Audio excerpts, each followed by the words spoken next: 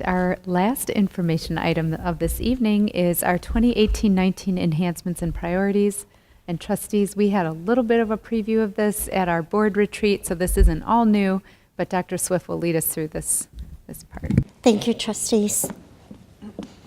We were planning to do this last Wednesday, and it was wonderful that the trustees were engaged, just like our theme for this year, and so this was placed instead on this meeting, and I think that worked out really well because it's wonderful also for our community to get to see and hear about our program enhancements and district priorities.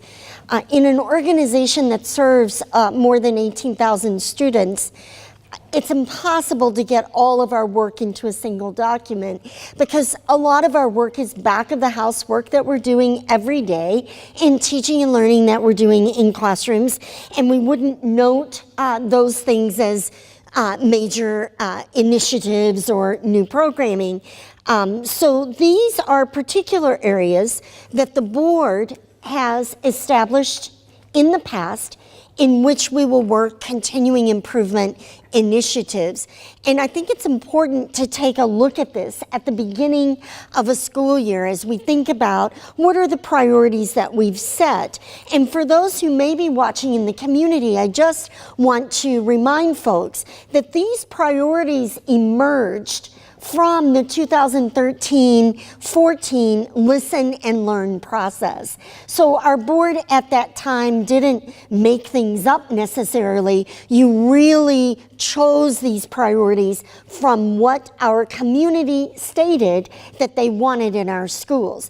Now, many of these priorities have been established since 2013-14, and they've been established the same way, that trustees have said, you know what, we have a deep value in the community for sustainability and environmental responsibility. Swift, let's figure out what that initiative looks like. So I just want to make the point that this work emerges out of that ongoing conversation that we're having with our community each and every day, and certainly as our trustees are out in the community. One of the first areas is the expansion of our preschool and Young Fives programming.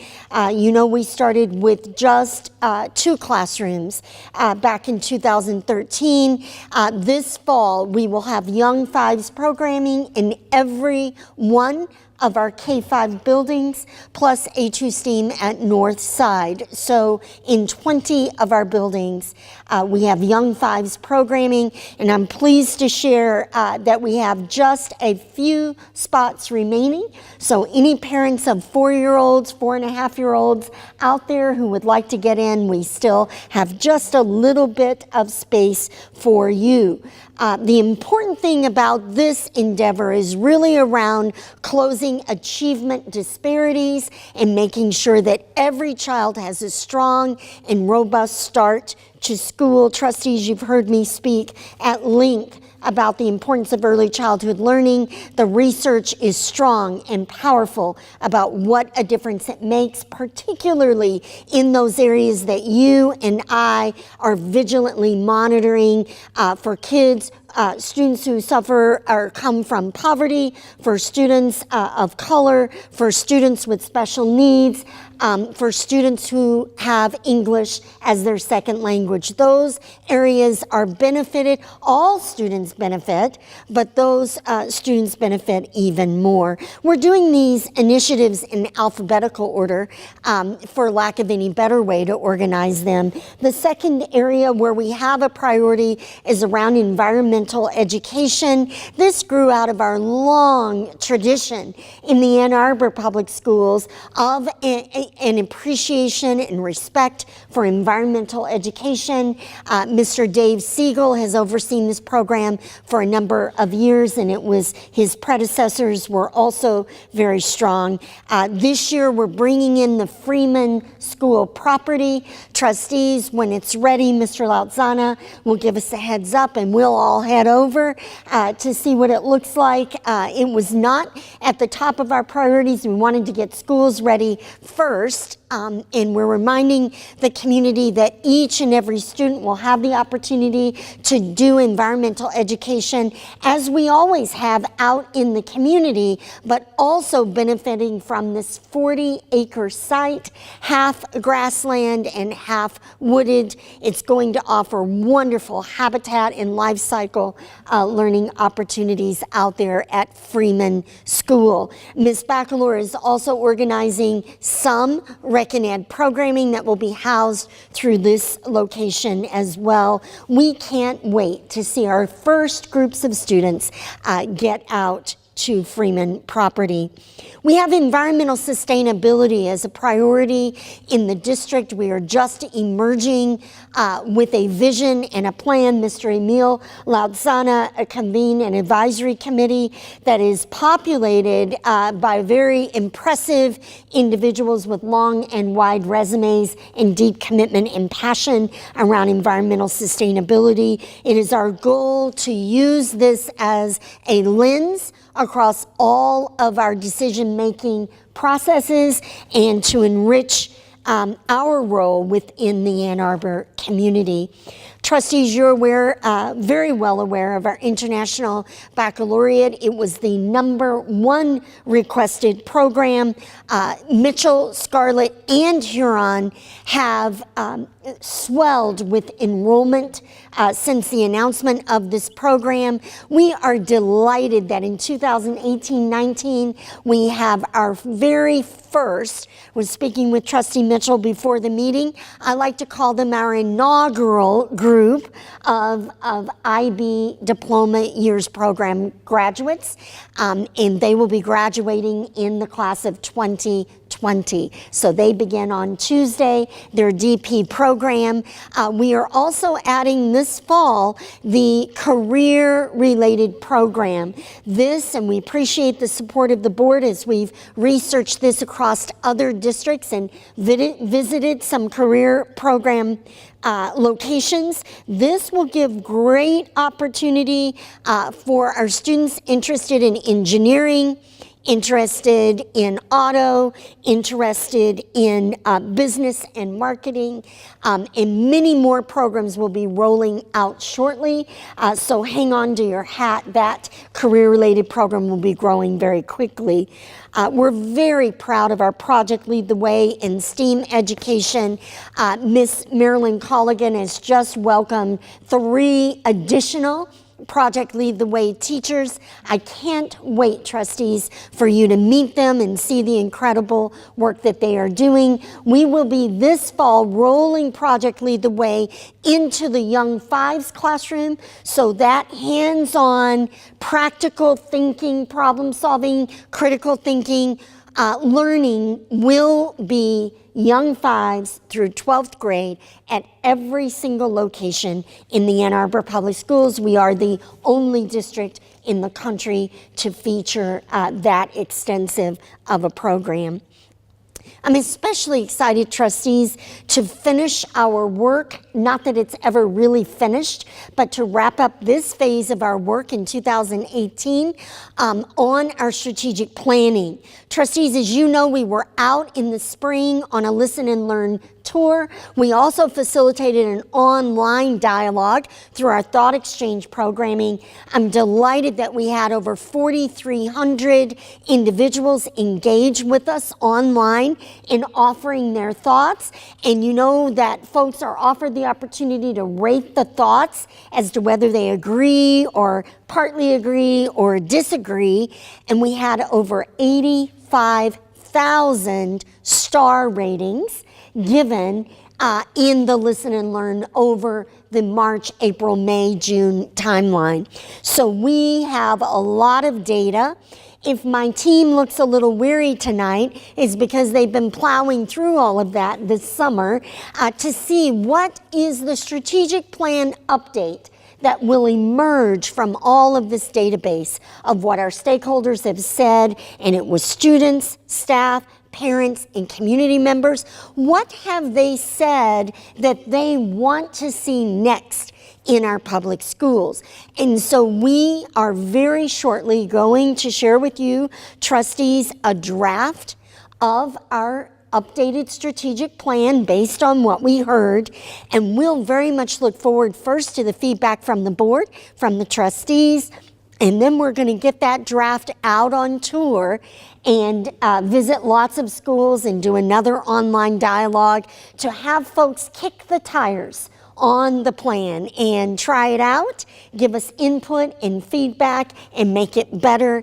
Our hope, trustees, depending on your preference and on our timeline of getting it done properly, our hope is to publish a plan either in December or January, but somewhere right around that time. 2018 was the year we dedicated to this effort, and and then we had a year of planning in 2017, as you all know. So we're excited to actually launch the plan. It does not have a title yet. Some districts use, future thinking titles like 2020 or 2025. You all will get to discuss all of that as we move forward, but it will be a new updated strategic plan. We're fond of our old one, but it happens to be 15 going on 16 years old. So it is time to get a new updated approach to our ongoing critical values, core values, and our plan for doing our work. Of course, at the heart of all of this work is student achievement. Make no mistake, we are identifying and working deeply in a few key and critical pathways for our improved student achievement. We want to close achievement disparities. Trustees, you've been in this work for a long time, and so have I, and we want to see progress and see the needle moving in the areas and in our groups of students who need it most. That involves our early childhood learning. It involves that early literacy focus. The state passed a new third grade reading law. We weren't terribly impressed with all of those parts of that law, but what we did know and what everyone agrees on, regardless of where you stand on the law, what we all agree on is early literacy matters for children. And we were delighted today, trustees. I didn't get to get over there, but we had Dr. Nell Duke in the district today speaking with teachers on that very lever of early literacy and ensuring a plan that works. And you know, trustees, we've been paying particular attention to those students for whom reading does not come naturally, particularly looking at students who suffer from dyslexia and other challenges. We are getting inside of that and working much more critically with a much better refined focus on ensuring that our students are getting the help they need with our building literacy experts and with our teachers to make a difference. The proper name of that last bullet is equal opportunity schools, but that sounds a little bit strange, so we don't use that much. Mr. Paul DeAngelis and the high school principals have been working, this is their third year on this program. It is strategically dedicated to increasing enrollment in advanced International Baccalaureate, advanced placement, and AC coursework for all of our historically underserved students. Trustees, I can't wait to bring you the data, but this fall we will see with our own eyes a shift in the enrollment in our higher level coursework in all of our high schools. We've been working on this. This is now our third year, and I'll continue to update you as we go. But we are not just saying we want to improve student achievement. We have levers that we are pulling across the system to cause improvement and achievement. Now, we're also looking ahead, and trustees, you're already well aware that we're in the midst of a community process with our Bryant Pattengill community. Miss Melita Alston is serving as a leader in the community to do this work along with Miss Dawn Linden and Miss Leanne Dickinson Kelly, and I am personally hands-on in this process as well because it's so important to us to get this right. Trustees, we've been meeting for almost 9 months with members of this community. We've heard lots and lots of input and feedback. I got to be over at Bryant Pattengill yesterday and got to speak with the staff and sharing with them that we've already heard, and they're going to see two patterns emerging this fall. The first one is around additional student supports so that all students are learning and achieving and being successful. We will share more as we move forward about what those supports might look like. And then secondly, and you saw some of the pictures of Pattengill just a minute ago, we're getting into the physical property, because both physical properties, because they both are a little bit older and could use some fix-up. So you'll be noticing as you're out in both of those school neighborhoods that we are spiffing up the property and preparing, and we'll continue the conversation through this year, trustees, to refine an approach to reimagining of Bryant Pattengill. The second area, trustees, that we've already shared and you're aware of is that we are transitioning at Carpenter Elementary from a pre-K through 5th grade program to a pre-K through 8th grade program. This will happen very gradually. Next year in 2019-20, we'll have those 5th graders move into 6th right there on the property. And then that process will unfold, completing just like we did at A2 STEAM at Northside, completing in the end of the 3rd year with getting 8th grade all the way through. So that will happen over a 4-year time frame. We already know, because the property is full and it's busy, trustees, you're aware of lots of traffic and lots of building, housing going up in that area. That's what's driving this need.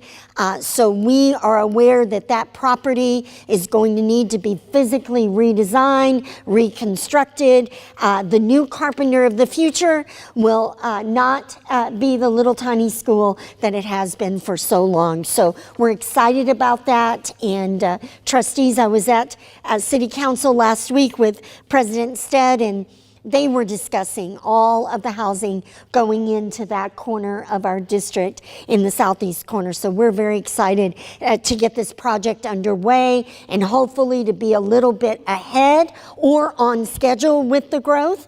And you trustees have taken an oath that you'll tend to student needs, so we could never ever be behind the curve on this. We'll have to be leading it. Our priorities for work have not changed.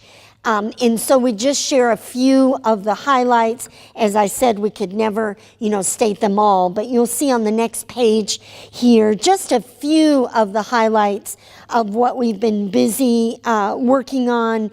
We really are focused on keeping the promises that we made when our community agreed to support the 2015 bond. Mr. Demetriou and members of my team are wrapping that work as we move into the final phases. You remember this, Ms. Osinski actually used the campaign language today to make this page. I asked her, and she went back just to make sure that we were being congruent with our original promise. These were the promises we made, and we passed that bond, as I recall, around 80% approval in the Ann Arbor area. We're very grateful. But trustees, these are the promises we made: pianos and instruments, student instruments for every 5th grader in the district, classroom furniture replacement, auditorium and sound system improvements, outdoor fields and facilities, playgrounds at every elementary and K-8 school. We promised that we would update a very old bus fleet. We made promises around technology refreshment, and Ms. Colligan has carried that out. And then security and secure entrances at that time as well. Additional areas that are on our dashboard is to ensure that we continue to increase the diversity of our workforce. We've been busy working on that throughout the spring and summer. Ms. Shantae Langford, Mr. David Comza, and the HR team, along with all of our team, we see this as our work. Specifically, the board has tasked us last spring with developing preliminary phase of the Grow Your Own program with students and the Grow Your Own program with staff. I will share with you, trustees, that over the summer, we've engaged with additional Ann Arbor Public Schools staff members who want to become teachers, and they are all candidates of color. We're delighted that they're interested in being teachers, and we are already supporting them getting into and through their programs. Some of them are very near completion and just need support in getting student teaching done and getting the certificate, and some of them are earlier in their process. So buckle your seatbelt. This is going to be an exciting time as we stop with the idea of we can't control this, we can't fix this, it's a national trend, et cetera, and we replace all of that dialogue that you hear out there with we can do something about it. And here's our own program that we're working on to grow wonderful educators who are already deeply committed to children, deeply committed to the Ann Arbor community, and want to be a part of our team in the classroom. Mr. Dimitri and Mr. Laudzana have done an extraordinary job, but we started with a primary commitment years ago to our physical properties and infrastructure. Some of it is more visible. Other parts of it are roofs and boilers and other electrical panels you're going to hear about in a moment. But make no mistake, as most public organizations did during the economic downturn, we were behind. And we've got to catch up and keep up. I am delighted with the progress we've made, but trustees, this is a mountain we are climbing. It's a marathon we are running, and we are only a little ways down the line on this work. But I do feel, and Mr. Laudzana, I can't thank you, Mr. Minitro, enough. I do feel that we have seen enough progress this summer to begin to believe that it can happen. And prior to this summer, it felt like, I get emotional because this work is really important and yet it's really challenging. Prior to this summer, it felt like we could make progress a step or two and then get a setback, either with a major boiler like Burns Park, or, we could just, trustees, we could sit and tell the stories of all the pieces and parts that are broken. And this is the first time that we really are visibly seeing significant progress. And again, I always go back to, we would not be in this position if it were not for the support of our community. The repairs and updates are not occurring with dollars provided through the state because there are no additional dollars there. So that is happening because our community has said we value this and we want to take care of the properties that have been given to us. Now, the back of the house work and lots of school teams are busy on this.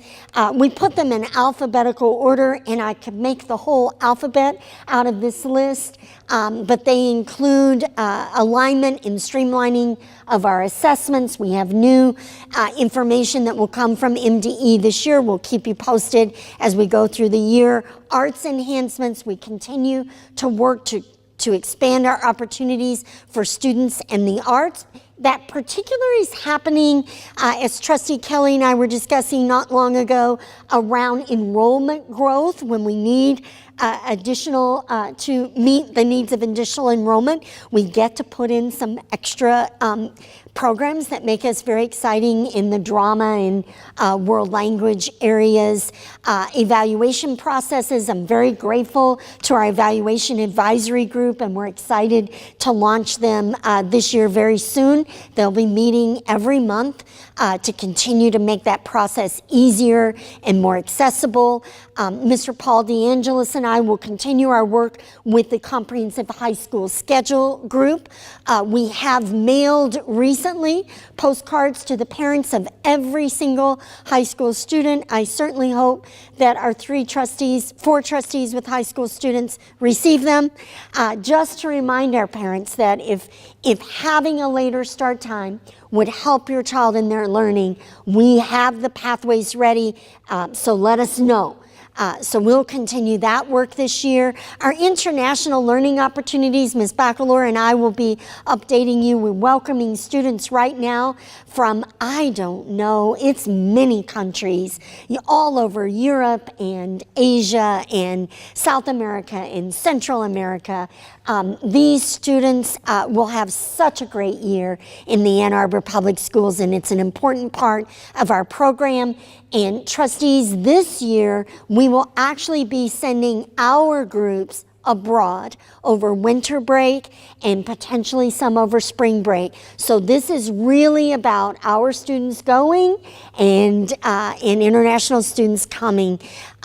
We are also looking at middle school enhancements. Ms. Jazz Parks has that effort, and I hope you will notice a pattern in the physical work occurring at the middle schools. We are prioritizing particularly Slauson and Tappan, who are wonderful buildings, but they are showing their age. So we've got a lot of work going on there and more middle school work to come.